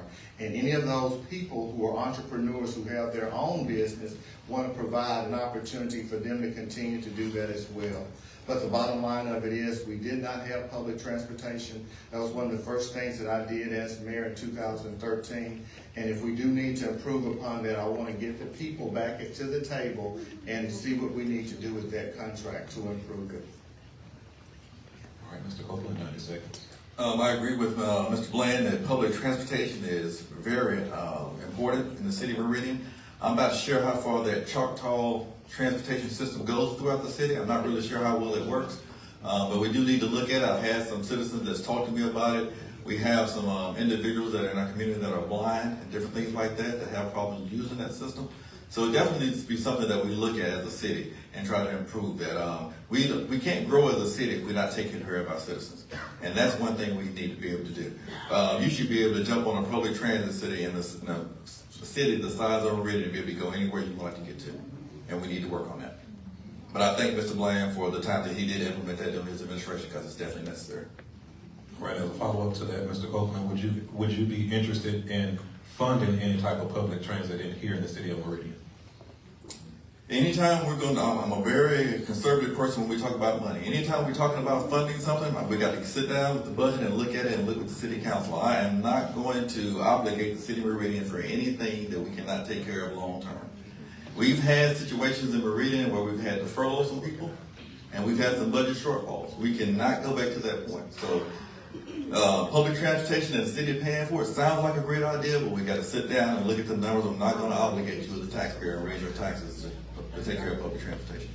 All right, Mr. Bland, 45 seconds to respond. Real simple. It goes to the back and forth communications that my opponent does sometimes. First he said a city our size should have public transportation. Then when you ask him where the funding is going to come from, he says, I'm very conservative. I don't know about that. So when you're in the position, when you say something, you got to mean what you say. If you believe that we need to have public transportation, you're going to find the funding or ask the city council to find the funding for it. That's the difference between myself and my opponent. When I believe that there's something that we need, that you guys need, we're going to fight for it, and we're going to beg, and we're going to claw with the city council to get it done. If it's public transportation, if it's something else that is a critical need for this city, I'm not going to say that I'm too conservative to get it done. All right, we're going to move on. 15 seconds. Once again, I did not say I wouldn't do it. I said look into it. That's the only thing you can ask for any leader to do in charge of anything. You want them to make sure they got the research done and it's done correctly. All right. We'll move to our next segment, which will be administration priorities. Under this segment, we're going to be discussing leadership and accountability. We'll start with you, Mr. Bland. What criteria will you use to appoint or retain department heads in key areas like public works, policing, and economic development? How will you hold them accountable for measurable results? 90 seconds. I look at their competence, their character, their cadence, their concern for people, their community involvement. How involved have they been with this city? How engaging are they? Because they're going to be another mouthpiece for the mayor's office. They're going to have to be the ones that go out a lot of times and communicate to you guys in your community what is really going on.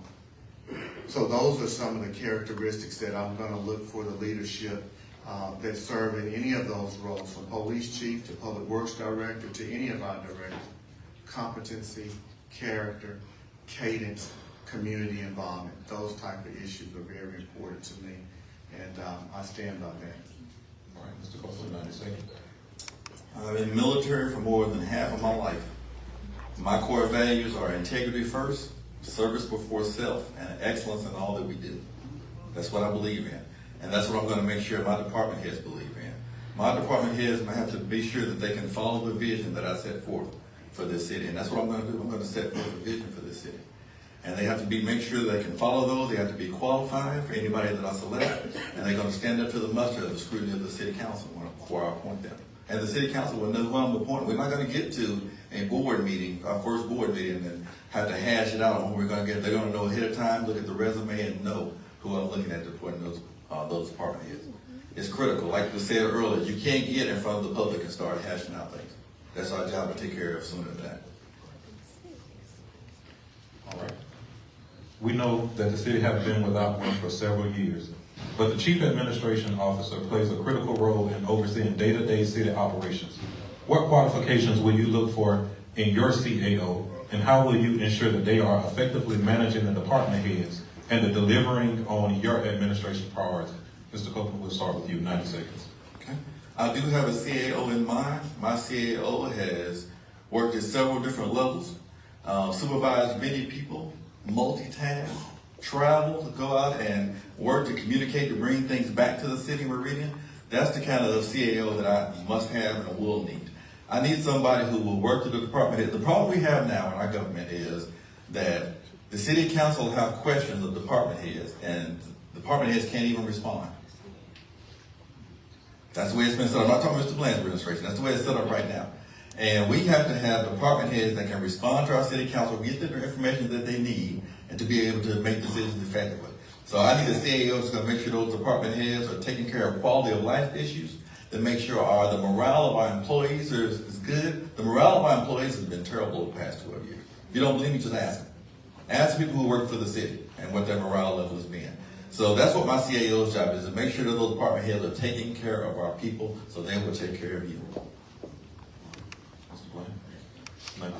It goes back to what I just said about the department heads. Someone who has had the experience, has had the educational level, and has dealt with an organization the size of the city of Meridian, 300 to 400 to 500 employees, and also has the character and also has the things that I know that it's going to take to lead not only the 7 or 8 department heads, but also to make critical decisions with the other 500 to 600 employees. Also the person who's going to be able to break down issues, major issues that's going to be going on when the attorneys come and provide us with information that we've got to make critical decisions on right then and there. No, that's fine. Okay. So that is the type of stuff that a good CAO is going to have to be able to do. But the main thing is they're going to have the competency and also have the experience to have been in an environment like the city. There are a lot of moving parts in the city. And for somebody to just look over there and say, you know, those things aren't great all the time, it's real easy to do. But at the end of the day, you got to be in the arena, you got to be in the seat. And whoever that CAO is, I want them to be a person who's already been in the fire before. All right, that question will move us to our next segment, which is transparency. Our first question on transparency is, we know that the city council has to confirm any appointment that the mayor makes as a department head. Are there any planned appointment or staffing changes that have been promised in advance of this election? If so, how do you ensure that these are based on qualifications rather than on political support? Mr. Copeland, we're going to give you 90 seconds to start. Okay. Being that I am not from Meridian, I've been here 18 years, but being that I'm not from here and I do not have family here, there will be no type of political appointments because of favoritism. I don't owe anybody in Meridian any favors, any promises. I haven't made any promises. I do have a CAO that I've asked and have looked at his resume, and it's going to be well fit, and I will submit that to the city council. And I have a chief of police that is well qualified to not only sent me his resume, but sent me all the priorities and how he's going to lay out his department. So that's the only 2 people that I've given any type of job indication to. But as far as anyone else, I have not made any promises. I have not made any promises to anybody who's made a campaign donation to me. I have not made any promises to any companies as far as contracts you're going to be able to receive. Because we all are going to start on an equal playing field on the day I start office. Everybody has an opportunity. All right, Mr. Bland, 90 seconds. No, we have talked to, after the primary race, almost every one of the department head people that currently work for the city. We're going to take the time to do that again and talk to all the people in the department head positions and to see where they fit or if they're going to stay on the team or not be on the team. have communicated to some people in those positions, in one position in particular, the police chief, that we do want to make a change there. And if I'm elected, we will make a change there. And we're committed to that, and the person that we will be bringing in has a great resume. And the biggest thing that we talk about is public safety in this community. And I know that from day one, he's going to make a big change, and he's going to deal with the training that needs to be done, and also implementing new officers. When I left from the mayor's office, we had over 87, 88 officers. We're down to 50-something officers right now. We've got to improve that. We've got to get back to working to where we can almost get to 95 officers or more with the city of Meridian, and that's where the budget is right now. And I think that the chief that I have in mind is going to get us there, and he's going to be committed to giving you the type of public safety that you need and deserve for this city. I'm glad that both of you guys mentioned resumes and your candidates for department heads, because our next question says, we know that resumes can be fluffed with information. What background information and research have you done on your candidates to ensure that their resume match up with their work history? Mr. Bland, we'll start with you. The department heads? Anyone that you will be looking to appoint. Oh yeah, we call the references and we talk to people. But the bottom line for these key positions, a lot of times, who they are, we've already followed them because we have been in this community and we have communicated with either people who they work with, or we've seen their growth in their work that they're currently doing. So, that won't be an issue where we have someone who has fluffed a resume. All of our people will be committed, and they will have the type of education and experience and background and the competency level to handle that job position coming in the door. All right, Mr. Copeland, 90 seconds. As I stated before, the only two people that I have spoken to are pretty much guaranteed that I will put them forward to the city council. I can verify every position that they've worked on their resume because I've been here to watch them do it. So I know what they've done. I know their education, I know their background. And again, we're not going to put anybody forward, but as Mayor Bland said, that it's fluffed anything. They have to stand behind their resume. We have to do the investigation, go back and look, and make sure before I submit them to the city council and have them question what type of leader I am, well, I want to make sure they're qualified to do the job. All right, our next question says, with the increased revenue expected from the data center, how can you ensure that those dollars will be used appropriately? Mr. Bland, we'll start with you, 90 seconds. As I communicated to you, the Compass Data Center is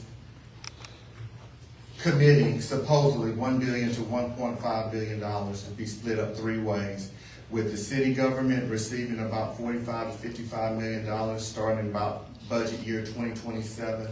The county government is going to get the same dollar amount, and the county public school district about the same amount. What we want to do is to form some structure and some team to look at what needs are most important in the city as it relates to how we utilize our money. Also, if there are any things that we need to pay down from a debt standpoint, that because we're paying high interest rates, we want to get that out of the way. But this will be the first time in a long time that we will have money that we don't have to pay back, that we can seriously make a serious impact in our community. Again, as I said, I've been here for 18 to 20 years, and I've seen the needs of this community. And I want to work with the organizations, and I want to work with the school district to help us improve the lives of our people. And that's what I plan to do with that money. No. I'm good. Okay. 90 seconds. The Compass Data Center money, we have waited for a development like this in Meridian for decades now. And once that money finally gets here, I want to make sure, that's one of the reasons that I'm running for office, I want to make sure we don't waste those tax dollars.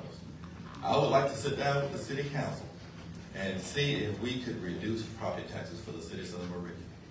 It may not be much, but anything would help our citizens. I'd like to see if we could do that. And that's something we got to look at over the board and see if it's possible budget-wise to do it and we can maintain it. But that's something I would like to look at. And then we'd also, like you said, we need to look at our debt structure. reducing our debt, getting those interest rates paid out so that we can be ready to do the things that we need to do with that money. Just like you said, the school system is not going to receive $1 from that money, so we have to make sure we invest in our school system and give them a significant portion of that money to be able to operate and continue to educate our children. Everybody does not have the ability to be able to send their kids to private school. It's a wonderful thing, but we all don't have that ability. And for the ones that are in public schools, we have to make sure that we give them all the support that we can give them. And that's one way to do it. All right, with that, we'll move to our next segment, which is youth engagement. Youth voices in government. How will you ensure that the voices of Meridian youth are included in the city's decision making?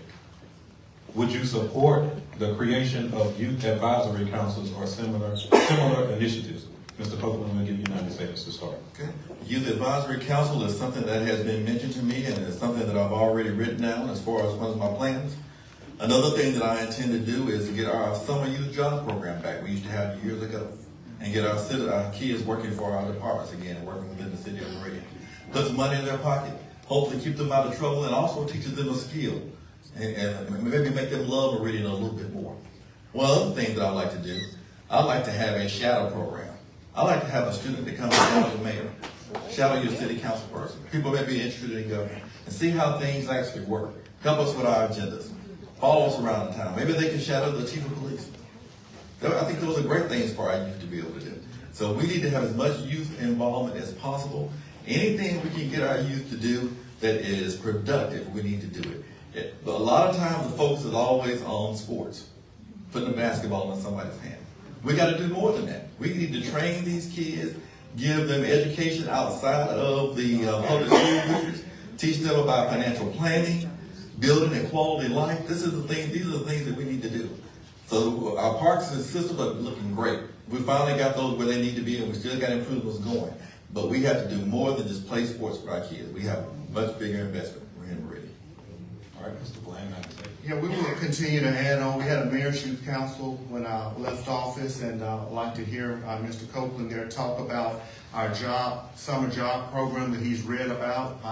We did have a summer job program for our youth that we did, and we couldn't get the funding every year because you got to have a council that works with you to give you the money. So we're going to go back to the table and put on the table every year for us to continue that summer job program. Also in our Parks and Rec department, we want to add on to some other things that we do that are non-sports related in Parks and Rec. And those things are going to add value to strengthen our children inside of the city of Meridian. Those are some things that we want to do, and we'll continue to do those. But like I said, a lot of times it takes the support of the city council. So that's going to be one of the things that we sit down with the city council members and push and push and push, because we can't just have a 2-year summer job program. It has to be something that's felt for 8 to 10 years, even past our time in office if we can.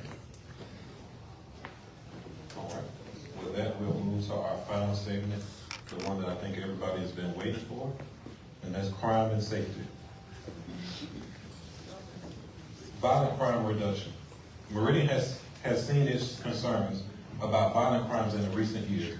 What specific actions, and we want specific actions, will you take to reduce gun violence and to ensure safer neighborhoods, especially in the high crime areas? We'll give you 90 seconds, Mr. Copeland, to start.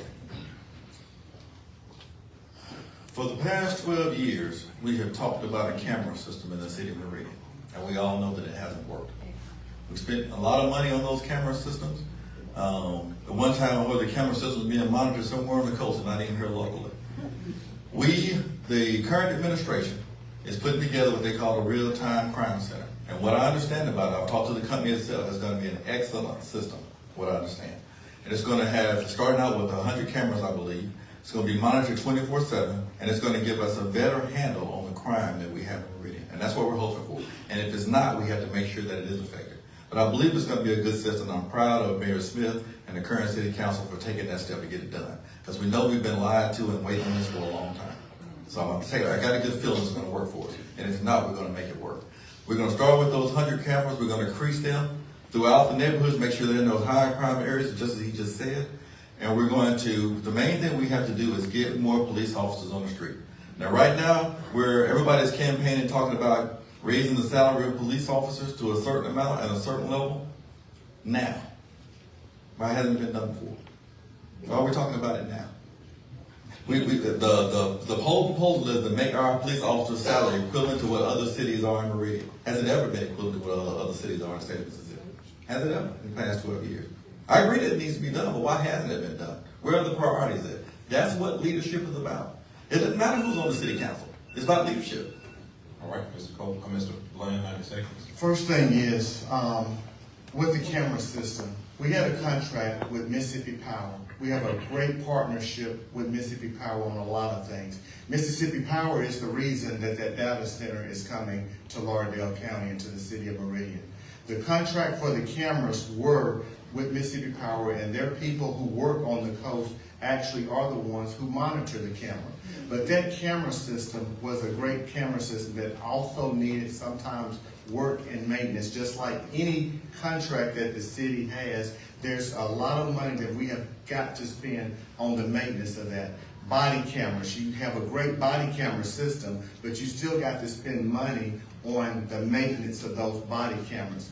The current contract is no good right now until we get the ability to use the power poles that Mississippi Power has. So even though they do have a contract right now, the current administration, we still have got to put up our own poles. The reason that contract was so great with Mississippi Power is because we could put those poles and we could change those cameras anywhere, depending on where the hot spots were. We had the flexibility to move those cameras and provide that safety to you in the area of concern that was the concern at the hottest at the time. Not being able to have your own poles means that you have to put two poles sometimes right by each other. That means the bad guys know where the cameras are at. That is a bad model and a bad system. All right. Question is, as it relates to youth violence and prevention. Youth involvement in crime in the city of Meridian have concerns for many families. What preventative programs or partnerships will you support or invest in to promote youth engagement for at-risk youth and steer them away from criminal activity? We got 90 seconds, Mr. Copeland. We have several organizations that are working with our youth daily. And one of the founders of that, Mr. Carter, is here today. He is doing excellent with our youth program. We just need more people like him that's doing what he's doing. We have to work with our youth. We have to educate them. We have to train them. We have to, like I said, they come outside of public schools. They have enough to do with the public school system. When they get out of school, we need people in our community, organizations like Mr. Carter has, that are working with our youth to make them productive citizens of Meridian. And we, as a city, as a mayor, as a governor, we encourage that. We support that. We should support that 100%. Now, we still have some bad apples out there. You're always going to have a few bad apples in the bunch, and we have to make sure that we reach these kids so these bad apples do not spoil the bunch. That's our objective. Well, unfortunately, we have some parents that are not doing their jobs. We as a government, we can't legislate that. I cannot legislate morality. I cannot. But we have to give the people the resources that they need and that they're seeking in order to be able to help our children. Our children are the future of the city of Meridian. We're doing all of this supposedly for them. That's what we should be doing for them. We want our children to grow up here, be safe, to stay here, get jobs that are affordable jobs, be able to take care of their families and live here if they would like to. And we have to start with the children. I'll continue to do what I've always done, working with these agencies, from the Boys and Girls Club to Mr. Carter's agency, to myself, being a mentor of young men and young women myself, doing those things. We also have some truancy programs of people who are over those programs to a higher standard to make sure that the parents are doing what they need to be doing as far as it relates with truancy. And we also will truly implement much stricter our curfew laws here in the city of Meridian.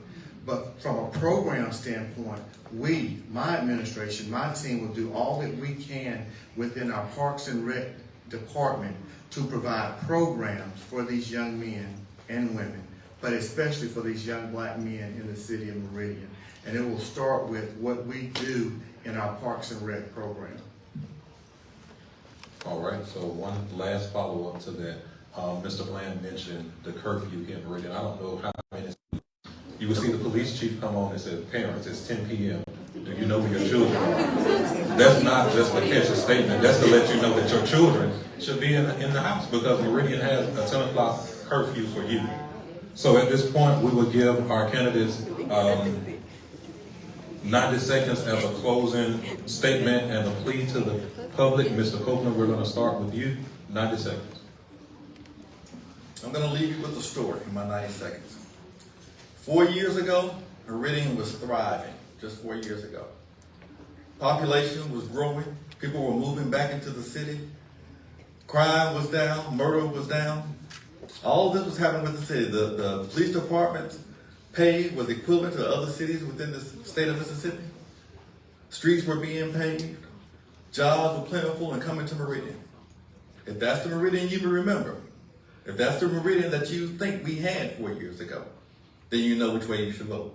If that is not what we had and what we need to continue to be working on, then we need to make a change. If we continue to do what we've always done, that's just life. You're going to continue to get what we've always got. That's just the bottom line. I do not have all the answers.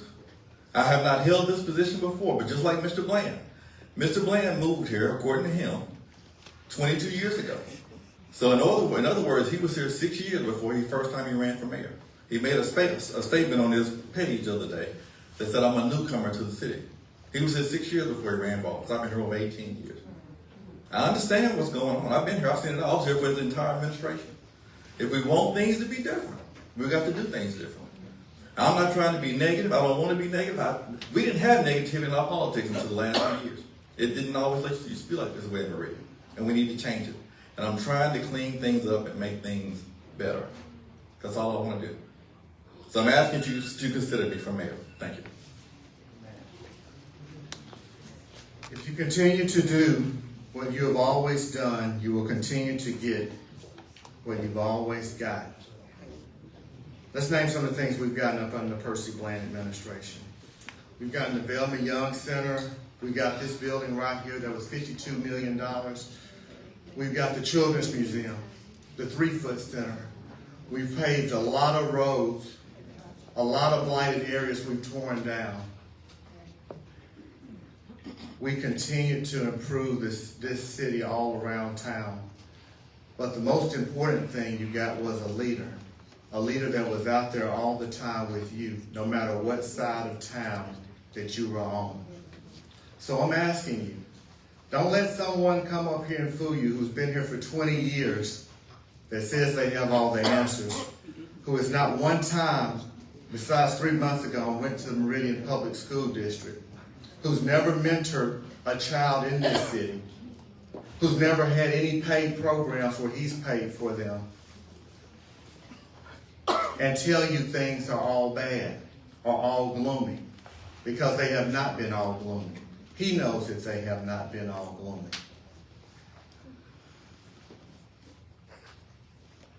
I have the experience of 8 years of mayor and 4 years of reflection. And I'm ready to lead day one. So I'm asking on June 3rd for your vote and your support so I can once again be the mayor of the city of Meridian. Thank you. We do thank the candidates for their time tonight. We will exit you guys. Give them a round of applause. Even though you have a very important decision to make on June 3rd, so make a plan to vote, make a plan to take someone with you, because as everyone has already said, this is a very difficult time. Thank you so much for tuning in. We apologize for the delay earlier. But, looks like we got some more left in the program. I don't know. We'll wait. Dr. Pope, we're going to welcome Dr. Pope to the stand to close us out in prayer. So we're going to have a closing prayer here.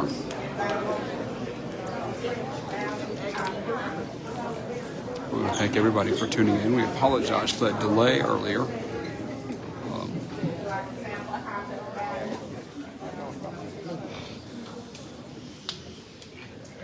Gracious God, we thank you for the opportunity to gather today and discuss matters of importance.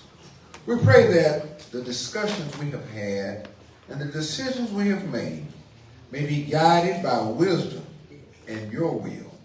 We ask for your blessings on all those involved in this meeting and for peaceful and productive resolutions to any disagreements.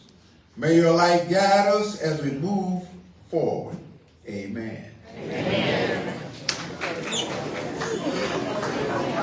Thank you so much for tuning in. We will have a recap tonight at 10 o'clock.